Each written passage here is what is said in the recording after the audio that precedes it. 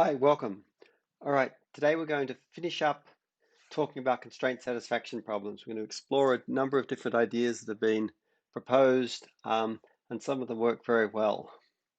All right, so what we're going to do is the first thing we're going to look at is the idea of parallel search.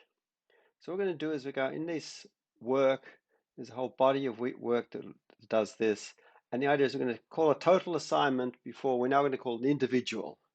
And we're going to have a population of individuals. So we're going to maintain a population of k individuals instead of one. And at every stage, we're going to do one step for each of these individuals. So we're basically exploring k local searches in parallel. Okay. And whenever any individual gives a solution, it can be reported we've solved the problem. So we can have solve a problem by any of the individuals doing this. And so what happens is this is a bit like k restarts, but instead of k, all of them finishing, and we only restart when something finishes, we're going to use k times the minimum number of steps. And the intuition is if any of the individuals ends up in a place which are going to attract towards a goal, we can find this. So we're going to explore lots of things, and some of them might be not very useful, and some of them might be very good. Okay, so parallel search works well, particularly if you can sort of have a good estimate of what k should be. Okay, another we could do is beam search. So beam search is like parallel search, but we're going to throw out the individuals which are going to be not very useful. So whenever we have multiple neighbors of something, so we can explore multiple neighbors, we're going to get the best of these. We're going to choose the k best out of all of the neighbors. Where a neighbor here is an assignment of a different value to a different variable. So what we're going to do is we're going to look at not the k individuals from the start from the end, and we're going to keep moving them. We're going to try and choose the best ones. Okay, when k is 1, it's just like we did before. It's just greedy descent. We're going to choose the best one out of all of them. However, the value of k lets us have space, limit space, and parallelism. So we can have lots of parallelism of doing lots of things all at once, but the value of k can be limited to how much space we have. So we can trade off space and time, and we end up with lots of parallelism because we're exploring lots of paths all at the same time. The problem with this is we end up having a lack of diversity of individuals. What tends to happen is that the neighbors of one individual tend to dominate in a beam search. So it ends up being the individuals are not very diverse, and therefore we're probably exploring exactly the same part of the search space. Diversity is a good idea, even in stochastic local search. So beam search is a problem, seems like a good idea of choosing the best ones, not all of them, but it's a stepping stone to where we're trying to get to. Okay, next one is stochastic beam search. It's like beam search, but instead of choosing the best k, we're going to probabilistically choose them. The more likely ones are more likely to be chosen. Okay, and then the probability that some neighbor which we're assigning a different value to a different variable, is chosen as proportion to its heuristic value, so of how good it is. Okay, and this is going to maintain diversity amongst the individuals, and the heuristic value reflects the fitness of the individual. So we're going to think about this as if lots of individuals, we're going to have the fitness of this individual is reflected by the heuristic value. And the heuristic value here can be the number of constraints violated, or it can be some other weighted version of this. But now we're trying to have multiple individuals. We're doing all at once, but we're going to select them in order to, by proportion to how likely they are. So I'm not choosing the best ones, but some of the times we're choosing less good ones than the best one. Okay, and this actually is useful because it maintains diversity, it gives us some randomness. And remember that randomness is actually important. And this can be thought of like asexual reproduction, as each individual mutates and the fittest one survives. Okay, so we can think about this like a version of asexual reproduction. So we can talk about having individuals mutate and the fittest ones survive, and then go on, you have a population of individuals. So it's judged like that. But then that leads us to the idea of what are called genetic algorithms. So it's going to be like stochastic beam search. So we're going to have a population of individuals, and we're going to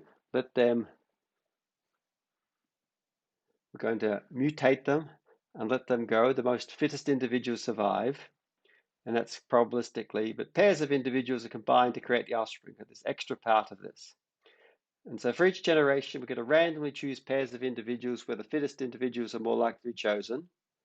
And for each pair, we're going to perform a crossover. We're going to form two offspring, each taking a different part of the parents.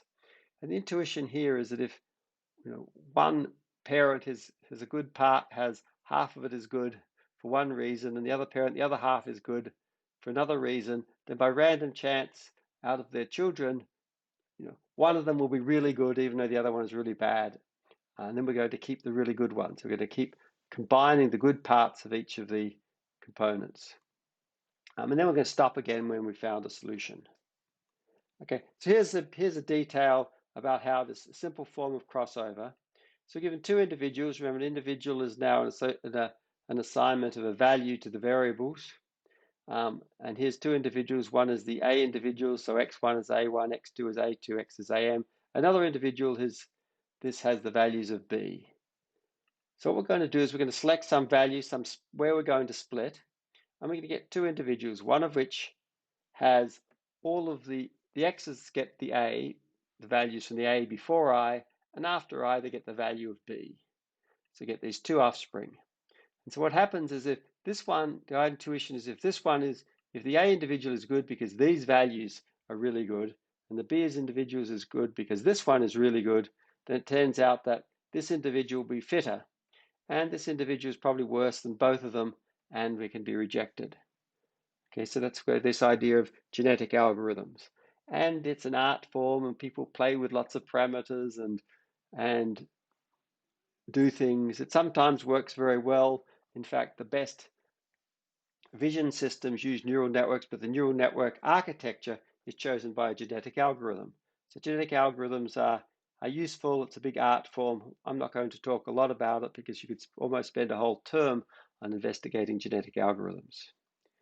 Okay, and there are lots and lots of variations that people investigate.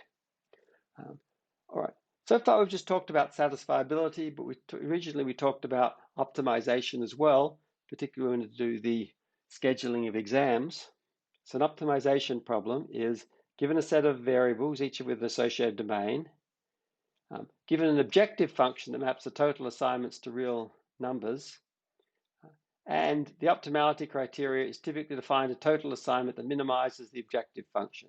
So we're going to find, and this objective function is often in our ones before was the sum of all of these soft values of these constraints. So what we're going to do is we're going to define something called a constraint optimization problem. The constraint optimization problem, the objective function is factored into a sum of what are sort of soft constraints. So a soft constraint is a function from the scope of a constraint, which is the set of variables that's involved in the constraint into the non-negative reals, which is the cost. And the aim is to find a total assignment that minimizes the sum of the values of the soft constraints. Okay, now to do this, we can all the methods we've seen before to do this. We can use a systematic search, A star or branch and bound here. And so what's going to happen here is that A star and branch and bound is suitable here where they weren't really suitable before because we want to optimize some value. So there's multiple paths, multiple assignments of values to variables, and we can actually really want to find the minimum one. So that's actually both of those work well. It can be used.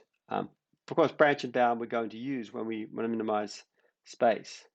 So what we can do, we can also use arc consistency used to prune dominated values.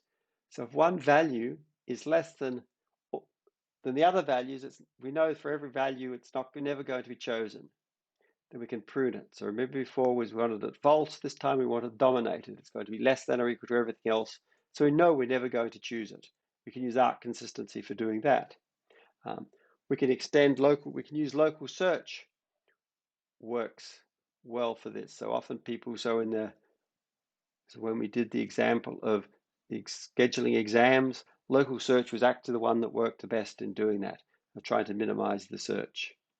Okay, And one of the problems that we end up with is we can't tell if a value is the global minimum unless we do some systematic search. If we do A star or branch and bound, we can show we have a global minimum. Otherwise, we effectively just say, here's the best we could find. But as long as we can be better than other things, it's probably okay.